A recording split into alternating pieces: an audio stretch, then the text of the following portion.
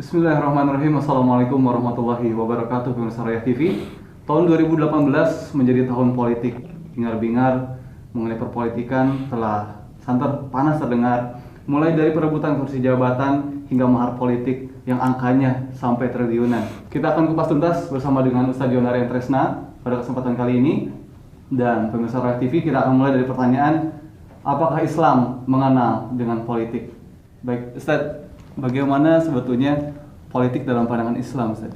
Bismillahirrahmanirrahim. Assalamualaikum warahmatullahi wabarakatuh. Alhamdulillah wassalatu wassalamu ala Rasulillah wa ala alihi wa sahbihi wa man walah. Baik pemirsa Royah TV yang dimuliakan Allah Subhanahu wa taala.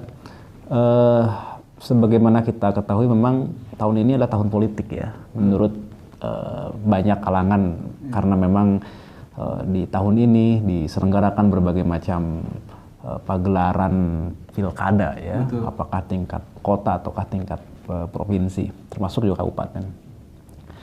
Kemudian juga tahun 2019 juga Indonesia akan menghadapi apa yang disebut dengan pemilu presiden dan juga pemilu legislatif. Tentu pertanyaan apakah Islam itu mengenal politik atau bagaimana politik dalam Islam, termasuk juga bagaimana konsep kepemimpinan dalam Islam itu menjadi relevan ya, khususnya pada tahun-tahun ini.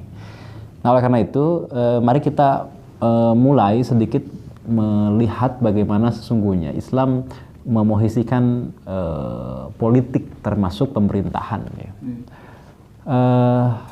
Kita bisa memulai dari hadis Rasulullah Shallallahu Alaihi Wasallam yang itu merupakan hadis riwayat Bukhari dan juga Muslim. Ada hal menarik yang bisa kita kupas meskipun mungkin tidak begitu panjang, tapi paling tidak kita bisa mengambil satu pelajaran penting dari sana. Saya buat beberapa catatan misalnya. Dalam hadis Rasulullah bersabda, "Kanat Banu Israil tasusuhumul anbiya kullama halaka nabiyyun khalafahu nabiyyun wa innahu la nabiyya ba'di wa sayakunu khulafa'u fayaksurun." Dalam hadis ini disebutkan kanat Banu Israil tasusuhumul anbiya. Kata tasusuhum itu adalah menggambarkan bagaimana para nabi itu mengurusi rakyatnya, mengurusi pengikutnya, mengurusi umatnya. Dan di dalam syarah Sahih Muslim, Imam An-Nawawi menyebutkan itu sebagaimana seorang wali mengurusi rakyatnya. Jadi arti dari hadis ini kan para nabi itu dari Bani Israil ya, senantiasa Bani Israil itu dipimpin oleh para nabi, diurus oleh para nabi. Jadi tasusuhumul anbiya maknanya adalah diurus oleh para nabi. Dari sana kita bisa mengambil kesimpulan bahwa berarti sebenarnya politik dalam makna mengurusi masyarakat, mengurusi umat itu bukan hanya ada dalam Islam, tetapi justru ini menjadi misi kenabian. Ya, menjadi misi kenabian. Di antara misi kenabian adalah mengurusi pengikutnya. Sebagaimana wali, kata Imam Nawawi, mengurusi rakyatnya. Nah, oleh karenanya kita bisa mengambil satu pelajaran penting dari hadis ini, bahwa Islam itu benar-benar mengatur hal yang terkait dengan kepemimpinan, kemudian pengurusan masyarakat. Dalam bahasa lain, Islam itu mengatur aspek politik. Pada konteks inilah kita bisa maknai politik dalam makna yang sebenarnya, dalam makna yang memang netral. Politik itu adalah riayatus su'unil ummah, yakni pengurusan persoalan-persoalan atau kemaslahatan umat. Nah, jika politik itu dikembalikan kepada definisi tadi, maka kita bisa mengerti mengapa di antara misi kenabian itu adalah mengurusi. Atau dalam bahasa lain adalah di antara misi dari para nabi itu adalah mengatur urusan umatnya.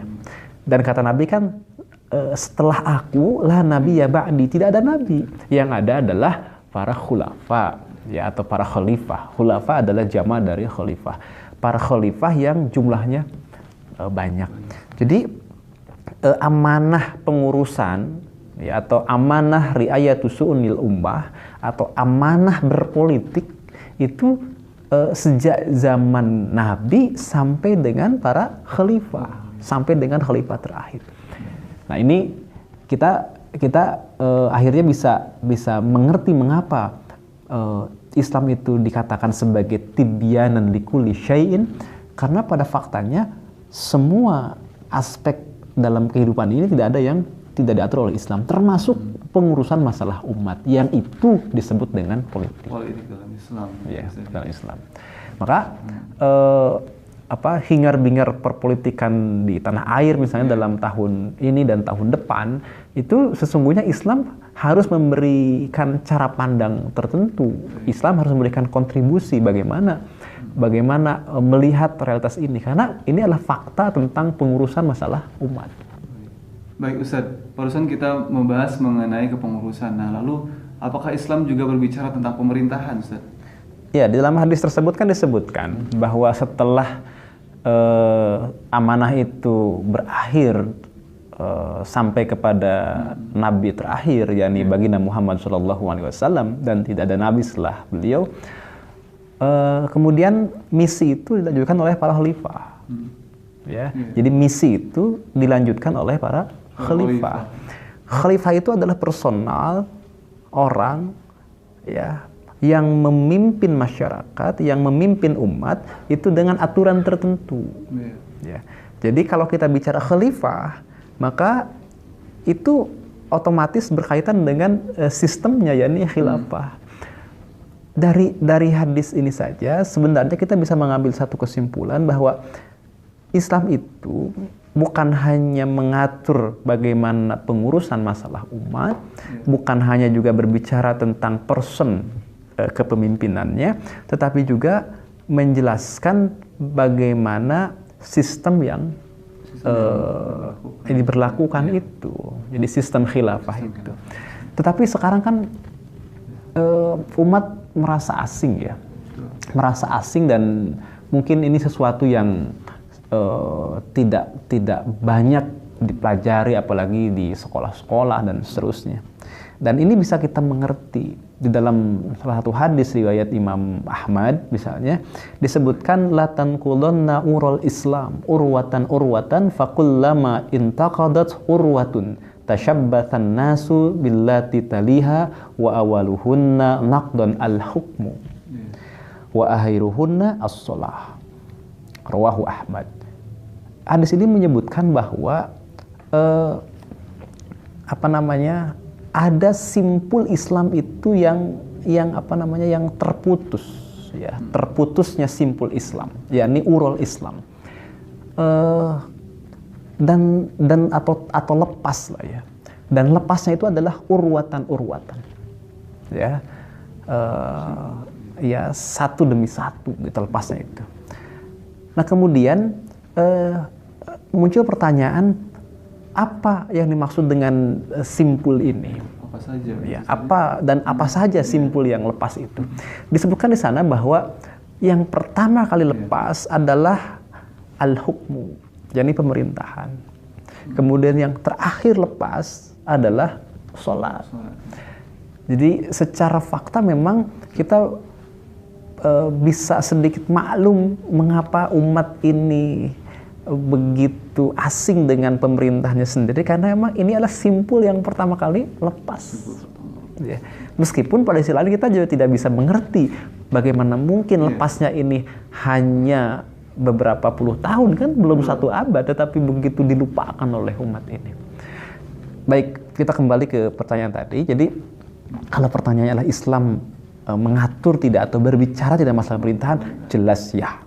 Dalam hadis yang pertama, adanya khalifah itu meniscayakan adanya sistem pemerintahannya. Dalam hadis yang kedua disebutkan bahwa simpul yang pertama kali lepas adalah pemerintahan. Ya, lepas itu bisa karena dua hal, karena memang kelemahan internal atau karena dilepaskan oleh musuh-musuh Islam. Nah, inilah yang kemudian kita tidak boleh sampai membiarkannya berlarut-larut Ya, apalagi sampai simpul-simpul yang lain tuh makin terlepas, termasuk sholat. Ya, jangan sampai sholat juga dilupakan oleh umat ini, karena terlepas dari umat ini. Nah, oleh karena itu, kesimpulannya adalah Islam tentu mengatur masalah politik, dan Islam juga berbicara tentang pemerintahan. Begitu banyak kitab-kitab para ulama yang berbicara tentang pemerintahan Islam. Ya, kita bisa membaca kitab-kitab turos karya para ulama yang itu berbicara tentang al-ahkam, berbicara tentang hukum-hukum, termasuk bicara tentang pemerintahan, tentang nizamul hukmi.